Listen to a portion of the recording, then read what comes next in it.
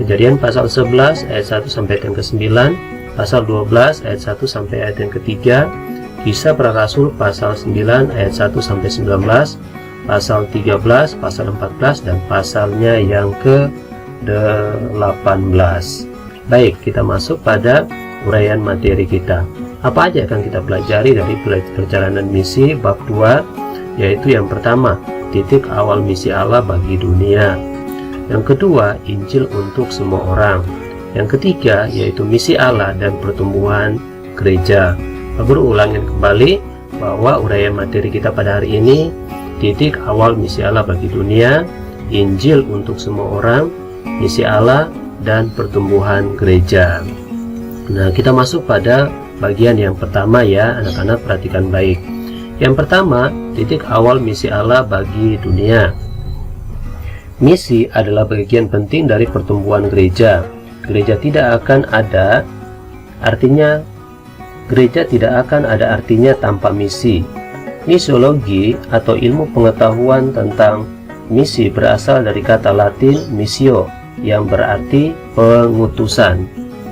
Nah, dalam bahasa Inggris kata misi berarti karya Allah. Jadi misi adalah tugas yang dipercayakan Allah kepada setiap orang untuk memberitakan Injil kepada semua orang. Jadi ada dikatakan sini titik awal langkah misi Allah untuk memulai pelayanan di muka bumi itu ada 4 tahap. Nah, tahap yang pertama kita akan belajar yaitu Yesus mencari dan memilih orang-orang yang akan menjadi murid-muridnya. Yesus mencari orang-orang yang dipilihnya untuk menjadi murid-muridnya, yaitu dikatakan dalam Matius pasal 4 ayat 18 ayat 19, dan ketika Yesus sedang berjalan menyusur danau Galilea, ia melihat 2 orang bersaudara, yaitu Simon yang disebut Petrus dan Andreas saudaranya. Mereka sedang menebarkan jala di danau, sebab mereka penjala ikan. Yesus berkata kepada mereka, "Mari ikutlah aku dan kamu akan kujadikan penjala manusia." Pemilihan ini sama seperti ketika Allah memilih bangsa Israel itu sendiri. Nah, yang kedua yaitu proses pemuritan. Proses pemuritan, setelah Yesus memilih murid-muridnya, Yesus mengajarkan tentang banyak hal kepada mereka. Para murid berada dalam binaan Allah melalui Yesus. Mereka dituntun dan diarahkan dengan benar sesuai dengan firman Allah. Yesus menolong para murid untuk bertumbuh melalui keteladanan yang ia berikan kepada mereka. Yang ketiga yaitu Yesus memberitahu tugas dan tanggung jawab sebagai murid. Ia berkata kepada mereka, "Pergilah ke seluruh dunia, beritakanlah Injil kepada segala makhluk." Markus pasal 16 ayat 15. Yesus mempersiapkan para murid agar mereka dapat melanjutkan misi Allah. Yang keempat yaitu pengutusan, yaitu tahap terakhir. Yesus tahu bahwa para murid sebenarnya sudah siap untuk melakukan tugas panggilan sebagai saksi Allah. Yesus mengutus mereka sebelum ia terangkat ke surga. Matius 28 ayat 19 berkata, "Karena itu pergilah, jadikanlah semua bangsa muridku dan baptislah mereka dalam nama Bapa, Anak, dan Roh Kudus. Dengan demikian tugas memberitakan karya Allah dialihkan ke tangan para murid." Nah, ini titik awal misi Allah bagi dunia, memiliki 4 tahap yang sudah Pak Guru jelaskan, yang sudah Pak Guru bacakan. Demikianlah titik awal misi Allah bagi dunia. Yang kedua yaitu Injil untuk semua orang. Dalam Kisah Para Rasul pasalnya yang ke-11 ayat 1 sampai ayat yang ke-3, di sana terjadi satu konteks pertanggungjawaban baptisan Cornelius di Yerusalem, yaitu bagaimana rasul-rasul dan saudara-saudara di Yudea mendengar bahwa bangsa-bangsa lain juga menerima firman Allah. Ketika Petrus tiba di Yerusalem, orang-orang dari golongan yang bersunat berselisih pendapat dengan dia. Kata mereka, "Engkau telah masuk ke rumah orang-orang yang tidak bersunat dan makan bersama-sama dengan mereka." Nah, kita lihat di sini bahwa di dalam uraian materi bagian yang ke B ini, kita lihat di sini bahwa ada hal-hal yang terjadi. Seperti yang telah dibahas pada bab 1, Pentakosta menjadi awal pekabaran Injil bagi para murid Yesus. Pada awalnya pekabaran Injil yang dilakukan oleh para murid masih di lingkup terbatas. Artinya mereka masih memahami bahwa misi pekabaran Injil hanya ditujukan kepada orang-orang Yahudi. Namun Allah mengubah pola pikir Petrus bahwa pekabaran Injil bukan hanya untuk bangsa Yahudi, melainkan untuk seluruh umat manusia. Kalian bisa membacanya dalam Kisah Para Rasul pasal 10 ayat 9 sampai ayat yang ke-34.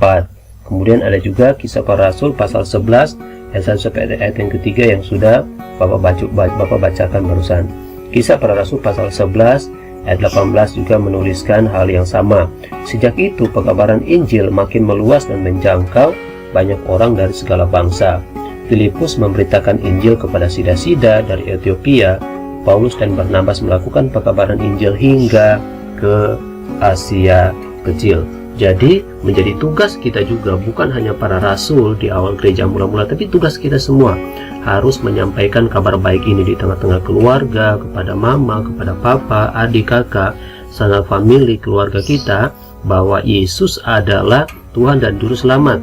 Walaupun ada hal-hal yang akan kita hadapi, mungkin ketika kita dianggap tidak layak untuk mungkin bukan menasehati, ya Pak Guru katakan, baik kepada orang yang lebih tua, tapi memberitahukan sesuatu yang baik bukanlah satu kesalahan, tapi membuat kita menjadi bangga, menjadi pribadi yang dewasa yang dapat menjadi saksi Tuhan. Nah, yang berikutnya yaitu bagian C, uraian materi kita bagian C, yaitu misi Allah dan pertumbuhan gereja. Kita lihat bahwa misi Allah dalam pertumbuhan gereja melalui rasul-rasul pada awal gereja mula-mula itu, khususnya kepada Simon Petrus, itu ada perjalanan pertama, perjalanan kedua, kemudian ada perjalanan ketiga. Bagaimana Rasul Paulus bersama dengan rasul-rasul yang lainnya, mereka tersebar ke berbagai daerah Asia pada waktu itu untuk mengabarkan berita Injil. Sekalipun mereka harus martir, mereka harus mati karena ada yang disalib, ada yang dibakar, ada yang dilempari dengan batu, tetapi misi Allah itu tersampaikan kepada banyak orang. Sehingga kalau kita lihat saat ini di daerah Eropa, itu hampir semua kita lihat bahwa orang-orang percaya, orang-orang Kristen yang mengenal Tuhan sebagai Tuhan dan Juru Selamat. Nah, kita lihat bersama-sama bahwa misi pekabaran Injil berkembang semakin pesat. Misi Rasul Paulus sendiri menjangkau banyak tempat di berbagai bangsa. Ia melakukan perjalanan misinya hingga 3 kali. Perjalanan misi pertama Rasul Paulus itu menjangkau dari Antioquia, Syria, Halukis, Siprus, dan lain-lain, seperti kalian bisa perhatikan di gambar. Kisah Para Rasul pasal 13 sampai pasal 14.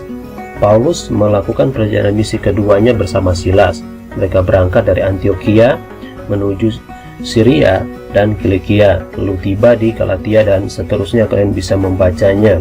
Mereka menyeberangi daerah Frigia sampai ke perbatasan Misia. Kemudian mereka bergabung dengan Lukas di Troas.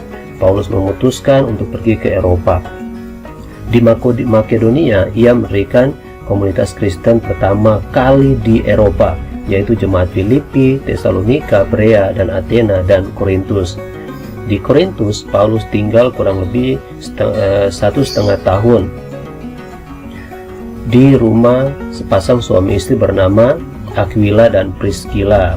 Kisah Para Rasul pasal 18, kalian bisa membaca di sana. Pada musim dingin tahun 51, Paulus ia menulis surat pertama kepada jemaat Tesalonika, dokumen tertua dari Perjanjian Baru.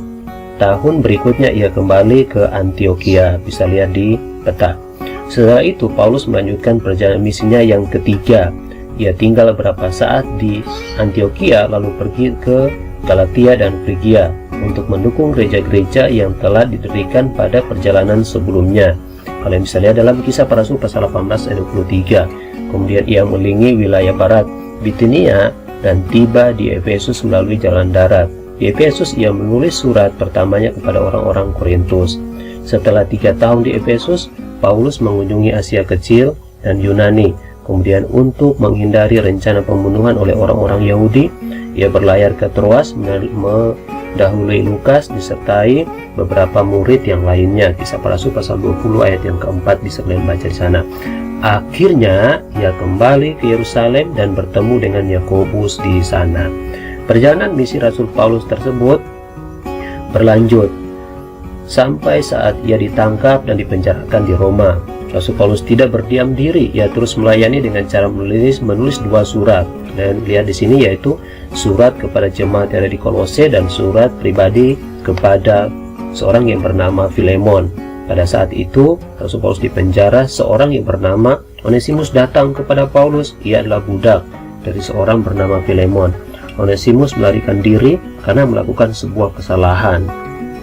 Setelah mengetahui duduk perkaranya, Paulus kemudian menulis surat kepada Filemon, memintanya agar bersedia mengampuni dan menerima kembali Onesimus. Dari alasan Paulus menulis surat kepada Filemon tersebut, kita jadi tahu bahwa pekabaran Injil tidak semata ditujukan kepada orang-orang yang belum mendengar kabar baik saja, tetapi orang-orang yang telah menerima Injil pun tetap harus digembalakan agar dapat membaharui iman percaya mereka. Surat pengembalaan Paulus ini juga menjadi bagian penting dalam misi pekabaran Injilnya. Dengan demikian, iman jemaat-jemaat yang telah ia dirikan dapat semakin bertumbuh dan terpelihara. Bahkan pekabaran Injil yang Rasul Paulus lakukan masih dapat kita ikuti melalui surat-suratnya di dalam Alkitab. Ya, kalau kalian buka kitab-kitab Rasul Paulus itu banyak dalam Perjanjian Baru. Nah, itu bagian yang ketiga, yaitu misi Allah dalam materi kita dalam pertumbuhan gereja. Yang berikutnya yaitu penutup. Menurutmu, apakah gereja harus melanjutkan misi Allah? Apa kira-kira tanggapan kalian? Menurutmu, apakah gereja harus melanjutkan misi Allah? Bagaimana jika gereja tidak melaksanakan misi daripada Allah itu? Kira-kira apa yang akan terjadi? Bisa kalian